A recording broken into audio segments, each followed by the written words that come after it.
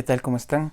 Saludándoles una vez más, como cada semana, en el nombre del Señor, esperando que se encuentren con su bendición, con su cuidado, que sus familias de igual manera estén bajo el amparo de nuestro Señor y que cada actividad que ustedes realicen sea siempre dirigida por Él, sea hecha con mesura, con tranquilidad y que todo lo que se realice sea siempre para edificación. Gracias al Señor como siempre por este tiempo que nos permite tener de poder estudiar su palabra, de poder meditar en ella, pero más allá de meditar y estudiar, de poder aplicarla, de poder vivirla, de poder entender cuál es ese plan, ese propósito que el Señor quiere para nosotros y que tiene que desarrollarse poco a poco en nuestro caminar diario, en nuestro caminar espiritual. Sigamos adelante con las lecturas de la Biblia. Lo importante es que cada día que pase podamos tener más arraigada la palabra de Dios en nuestras vidas y podamos tener la seguridad de saber dónde estamos parados, dónde estamos pisando y que cada actividad que nosotros tengamos sea siempre dirigida por el Espíritu Santo. Hoy vamos a entrar a la segunda parte del capítulo 13, capítulo que estamos ya llevándolo parte por parte. Ya hemos tenido 3 videos de este capítulo 13 acerca de el primer personaje que se nos menciona, ¿no? Que es esa bestia que sale del mar. Esa bestia que sale del mar, que es, como ya le hemos detallado, el anticristo, ese personaje que se lo conocerá como el anticristo, que traerán un principio paz, traerán un principio unión, bienestar para las naciones, pero cuando despeje ese accionar real por el que vino acá a la tierra, por el que actuará en la tierra, es allí cuando traerá todo tipo de persecución para quienes aún profesen el nombre de Cristo, para quienes tengan todavía en su corazón algún sentimiento hacia el nombre de Jesús. Este personaje del anticristo, por obvias razones, como ya lo hemos visto, querrá en todo parecerse a Jesús, querrá simular su vida, su autoridad, querrá simular su resurrección inclusive, querrá simular cada episodio que fue de la vida de Cristo, pero en el sentido de mal. La Trinidad del mal, ya lo hemos detallado muchas veces, está conformada por Satanás, está conformada por el anticristo y está conformada por este segundo personaje que empezaremos a ver hoy a partir del versículo 11, que es el falso profeta. Así como en el término divino conocemos la Trinidad de Dios Padre, Dios Hijo, Dios Espíritu Santo, en el ámbito del mal también Satanás quiere simular lo mismo, siendo él, Satanás mismo, representado o queriéndose representar como lo que es el Padre, el anticristo queriendo simular todo lo que es el Señor Jesús, y el falso profeta queriendo tener la misma actividad que tiene el Espíritu Santo. Pero obviamente esto se ejercerá a partir de que la iglesia esté ya en la presencia de Dios. Esto se ejercerá únicamente en el período de la tribulación, y más allá de la tribulación, en el período de la gran tribulación. A diferencia del primer personaje, de la bestia que sale del mar, de la confusión, de la muchedumbre, de todo ese episodio, de todos esos episodios de drama que se nos presentaron en los capítulos precedentes, este segundo personaje, que es una bestia también, pero que sale de la tierra, en cambio vendrá para aperturar el trabajo del anticristo, para dar como que más reconocimiento a su obra de maldad. Vamos a mirar a partir del versículo 11 del capítulo 13 del Apocalipsis, pero antes de adentrarnos quisiera justamente hablar de esto, del engaño, porque ya vimos cómo el anticristo en primera instancia quiso engañar a la gente, quiso llevar a hacer creer a la gente, a hacer pensar de que él es el Mesías prometido. Tenía una herida mortal que aparentemente fue sanada, que fue bien simulada y que a partir de allí la gente empezó a adorarle. Buscó todo lo esencialmente posible para que la gente le adore. Veremos ya en episodios siguientes que él buscará y se sentará como el Mesías en el trono de Jerusalén, en el templo de Jerusalén. Y él tendrá esa actuación como que fuera el Mesías. Pero para que tenga esa actuación de Mesías, tiene que haber también alguien que le haga reconocer que es un Mesías. Y este es el famoso falso profeta. Pero a ver, si nosotros nos vamos al sentido ya más profético, llamémoslo así, el anticristo será este personaje que aparecerá al final de los tiempos, ya cuando la iglesia no esté en el periodo de la tribulación. Pero si nosotros nos fijamos justamente en otros escritos de Juan, él es el único que menciona la palabra anticristo en la Biblia, lo menciona en sus cartas, más específicamente en su primera carta. Él hace referencia a este personaje, pero también lo hace referencia no solamente en el plan profético, sino en el plan de engaño, en el plan presente. Porque así como el anticristo hizo milagros y la gente le creyó por los milagros, porque como dice el texto del principio del capítulo 13, que hacía muchas cosas y convenció a la gente, así hoy en nuestro tiempo hay muchas personas que hacen muchas cosas para convencer a la gente, hablan en el nombre de Dios y convencen a la gente, realizan inclusive milagros, dan profecías, etcétera, y han engañado a mucha gente. Y es esta una de las consecuencias por las cuales el Evangelio hoy es como que una religión más y es sinónimo de engaño, sinónimo de mala interpretación, sinónimo de hacer sentir a la gente menospreciada. ¿Sí? Entonces ese es el punto, pero quiero que veamos en la primera carta de Juan, capítulo 2, versículo 18. Miremos lo que dice aquí, ¿no? Hijitos, dice, ya es del último tiempo. Y según vosotros oísteis que el anticristo viene, así habrán surgido muchos anticristos. Por esto conocemos que es del último tiempo. Dice el versículo 19 del capítulo 2. Salieron de nosotros, pero no eran de nosotros, porque si hubiesen sido de nosotros, habrían permanecido con nosotros, pero salieron, ¿para qué? Para que se manifestase que no todos son de nosotros. Es muy importante lo que cita aquí Juan, ¿no? Dice, ya en el último tiempo se mostrarán muchos anticristos, dice, es decir, muchos engañadores, que en un principio, dice, salieron de nosotros, pero no eran de nosotros. Sí, hay muchos que han salido de las iglesias para poner trabas, pero hay algo que va mucho más allá de eso. Quizás los que salen de las iglesias está todo bien, salieron, pero hay otros en cambio que se quedan dentro de las iglesias y siguen engañando. Pastores, religiosos, líderes, mucha gente que habla a partir de su creencia, a partir de su pensamiento, pero no a partir de la palabra de Dios. Y ofrecen muchas cosas, sanación espiritual, sanación interior, diferentes cosas que en la Biblia no están. Porque el ofrecimiento de Jesús fue, en el mundo tendréis aflicción, pero yo he vencido al mundo, confíen en mí. Es muy diferente la enseñanza que se presenta ahora, que se da un evangelio muy ligero, muy light, a partir de cosas externas, pero no una relación concreta con Jesús. Y eso es lo que dice aquí Juan, ¿no? Vendrán muchos, dice, pero hay algo más que le añade aquí en este mismo capítulo 2, dice en el versículo 22. Pregunta, dice, ¿quién es el mentiroso sino el que niega que Jesús es el Cristo? Este es el anticristo, el que niega al Padre y el Hijo. Todo aquel que niega al Hijo tampoco tiene al Padre. El que confiesa al Hijo también confiesa al Padre. ¿Por qué es así? Si yo quiero vivir el Evangelio en realidad y estoy negando a Jesús, no estoy teniendo Evangelio. Si es que yo niego al Padre es lo mismo. Y aquí dice, ¿quién es el mentiroso? ¿El que niega a Jesús o el que niega al Padre? Si nosotros queremos bajarle de la autoridad que tiene a Jesús, como ahora muchos dicen, no, que no, tranquilo, puedes tú creer en cualquier cosa y está todo bien. Al final de cuentas todos vamos al cielo, dicen. O sea, la Biblia no nos enseña eso en realidad, ¿no?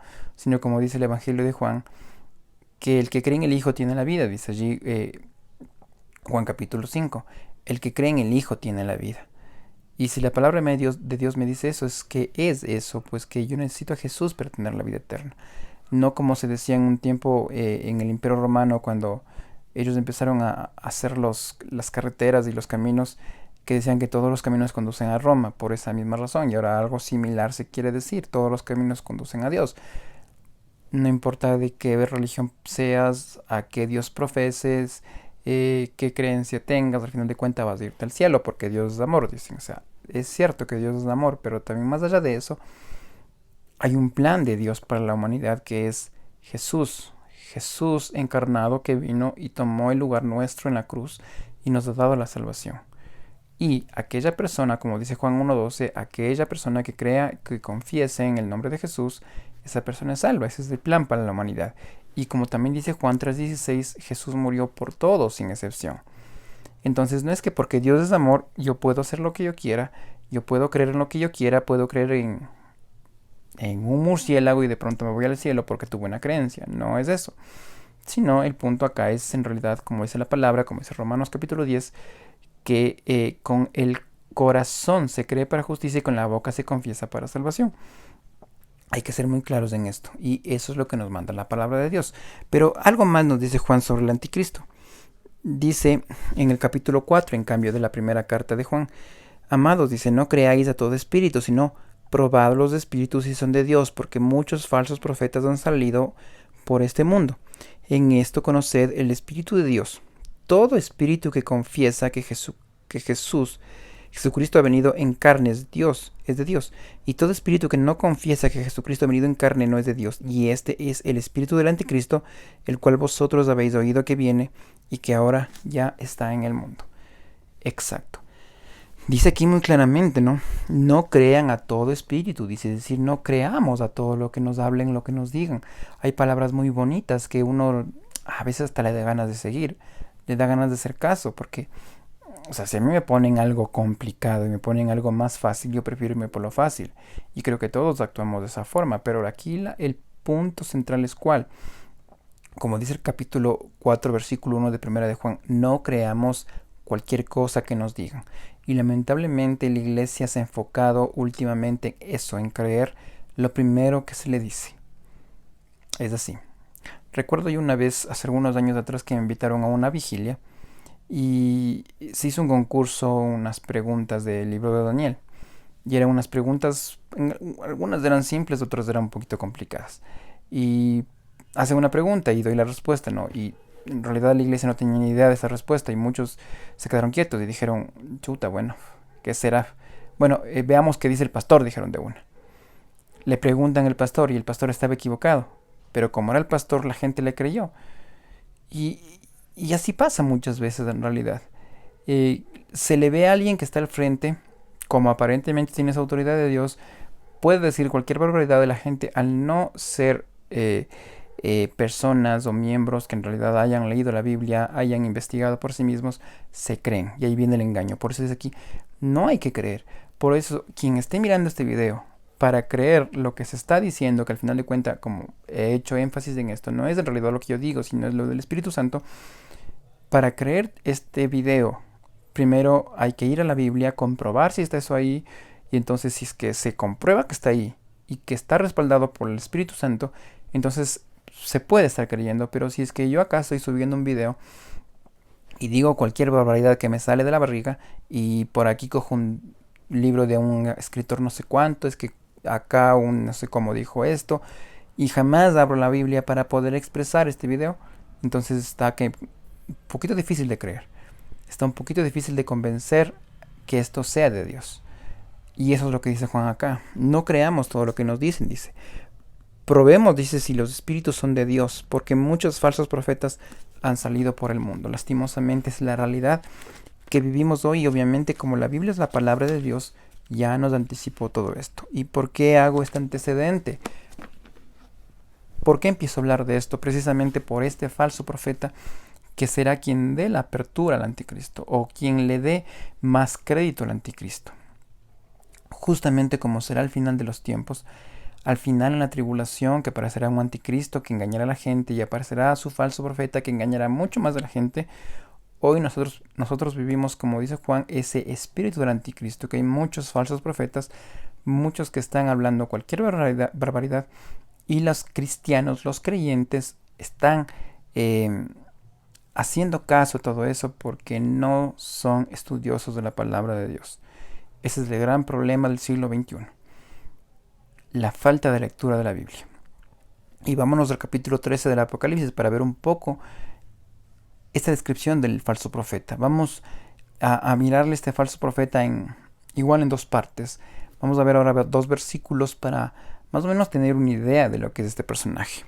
Apocalipsis capítulo 13, versículos 11 y 12. Dice así la palabra de Dios. Después vi otra bestia que subía de la tierra y tenía 2 cuernos semejantes a los de un cordero, pero hablaba como dragón.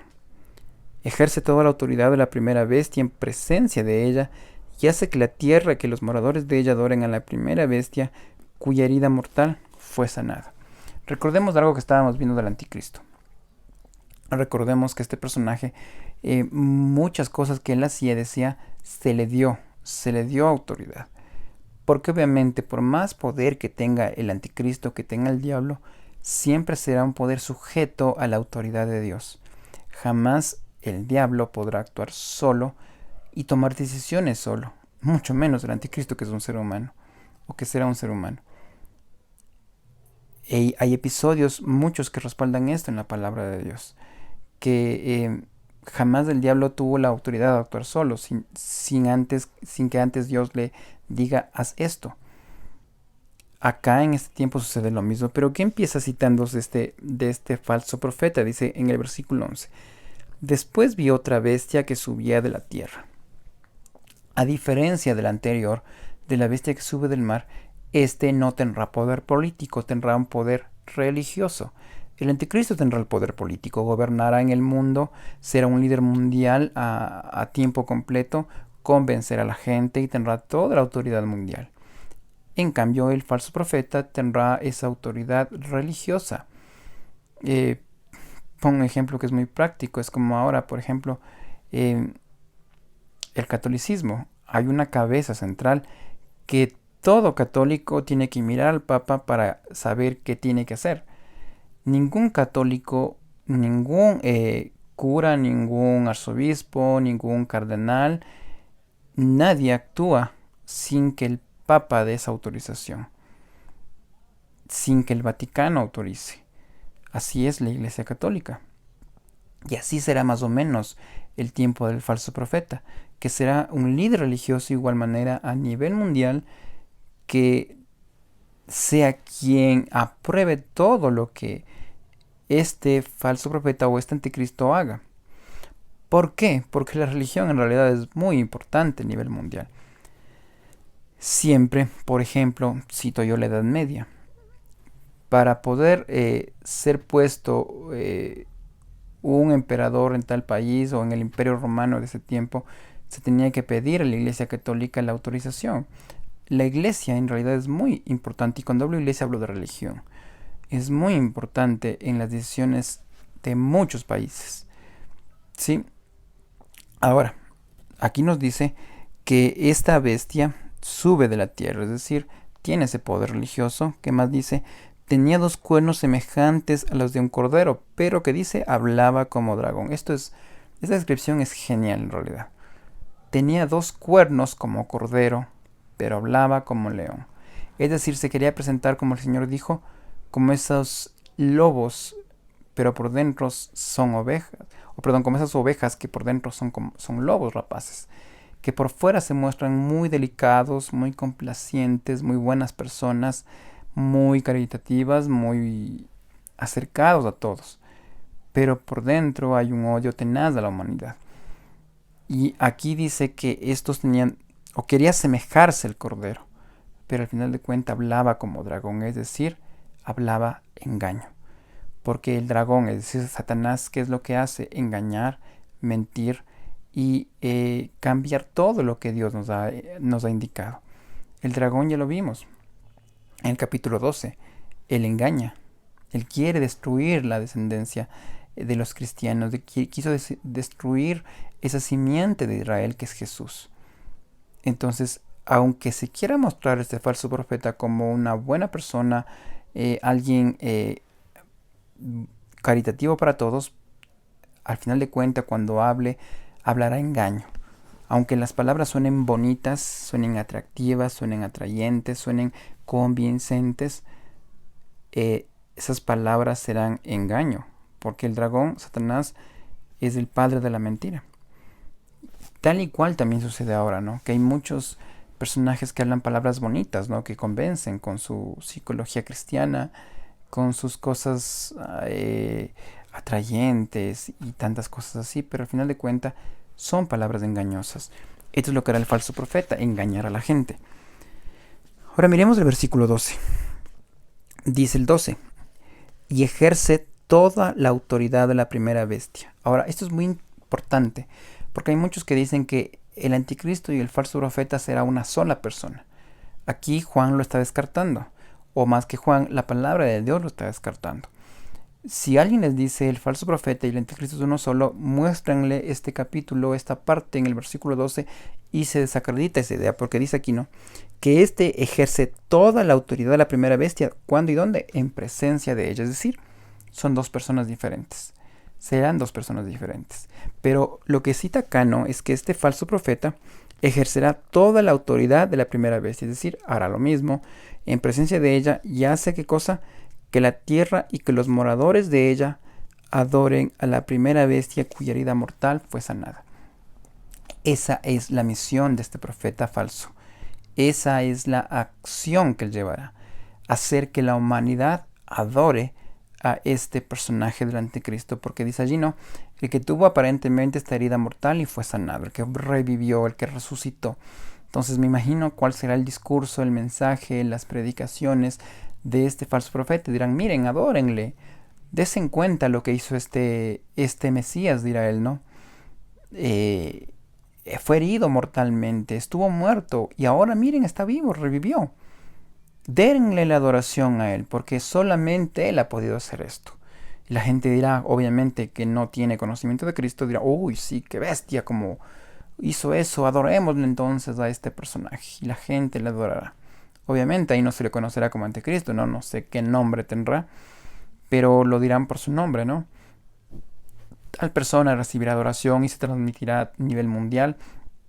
Los noticieros sacarán eso como noticia de primera plana, los diarios, en la internet será el nombre más buscado, la persona más requerida, etc.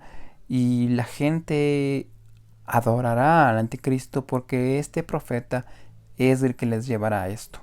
Ahora, les decía hace un rato, muchos dicen que es el mismo personaje, el falso profeta y el anticristo. Lo descartamos aquí en el versículo 12.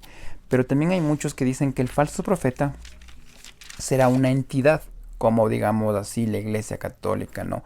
O como una iglesia grande, como una transnacional grande que le dé mucho reconocimiento.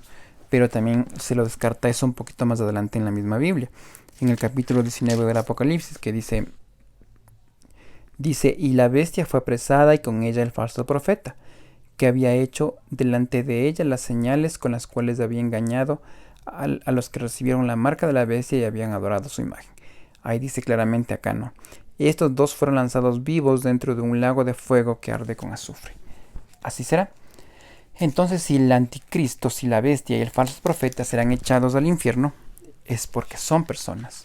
El anticristo y el falso profeta serán personas de carne y hueso, serán personas que serán vistas por el resto de personas, serán personas que actúen bajo el mando de Satanás, del dragón, y ellos al final, como estamos viendo en este versículo del capítulo 20, del capítulo 19, perdón, serán también lanzados al lago de fuego. Así que son personajes reales, no son ficticios, no son, como muchos dicen, solamente el Apocalipsis fue escrito para hacer tener miedo y se convierta a la gente. No, o sea, son hechos reales. Y como lo decía al principio de este estudio, el que debe tener miedo del Apocalipsis es aquella persona que va a pasar esto. O sea, la persona que tiene a Cristo estará en el cielo gozando de la presencia del Señor, no tendrá por qué tener miedo. Pero lo importante va en que nosotros, como decía Juan, escuchemos la voz de Dios en realidad y no escuchemos cualquier voz. No nos dejemos engañar por las cosas externas, ¿no? Por las bonitas palabras, por el bonito mensaje, por cómo nos hacen sentir bien, por cómo nos motivan. No, nada que ver, no va por ahí la cosa. Al final de cuentas, la venida de Jesús no fue para hacernos sentir bien en realidad. La venida de Jesús aquí a la tierra no fue para hacernos sentir personas que con el pensamiento transformemos el mundo, no. La venida de Jesús o la relación con Jesús se da a partir de que yo entienda que soy pecador, que soy una persona miserable, que no valgo nada y que a partir de allí necesito a Cristo. Es muy diferente a lo que se enseña ahora.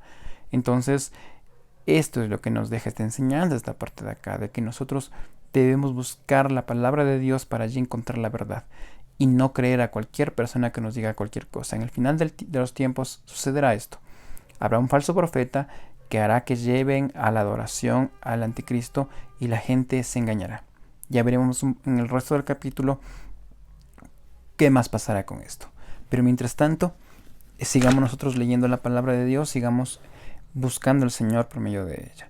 Que Dios les bendiga, que el Señor permita que continuemos adelante en este caminar, que nos dé la sabiduría, la claridad de pensamiento, el discernimiento claro de lo que es en realidad el verdadero mensaje de Dios. Y repito una vez más, no nos dejemos de engañar por palabras bonitas, por palabras atrayentes, por palabras motivacionales. Jesús no fue un motivador. Jesús fue alguien que nos hizo ver la condición en la que estuvimos o en la que estamos.